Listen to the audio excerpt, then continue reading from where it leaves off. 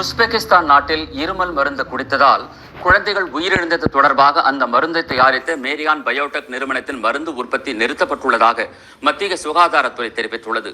நொய்டாவில் செயல்பட்டு வரும் மேரியான் பயோடெக் நிறுவனம் டாக் 1 மேக்ஸ் என்ற இருமல் மருந்து உட்பட பல்வேறு மருந்துகளை தயாரித்து வருகிறது. டாக் 1 மேக்ஸ் இருமல் மருந்தை குடித்ததால் தங்கள் நாட்டில் 18 குழந்தைகள் உயிரிழந்துள்ளதாக உஸ்பெகிஸ்தான் அரசு சமீபத்தில் குற்றம் சாட்டியது. மேலும் மேரியான் பயோடெக் நிறுவனத்திற்கு எதிராக அந்நாட்டு அரசு வழக்கு தொடுத்துள்ளது. இதையடுத்து நொய்டாவில் உள்ள அந்நிறுவனத்திற்கு சென்ற மத்திய மருந்து தர கட்டுப்பாட்டு அமைப்பு அதிகாரிகள் அங்கு உற்பத்தி செய்யப்பட்டு வந்த டாக் 1 மேக்ஸ் மருந்தை கடந்த புதன்கிழமை ஆய்வுக்கு அனுப்பினர். அதன் முடிவுகள் நேற்று முன்தினம் வெளியான போது மருந்தில் கலப்படம் இருந்தது கண்டறியப்பட்டது. இதையடுத்து டாக் 1 மேக்ஸ் மருந்து உட்பட அனைத்து மருந்து தயாரிப்பையும் நிறுத்த அந்நிறுவனத்திற்கு மத்திய அரசு உத்தரவிட்டது.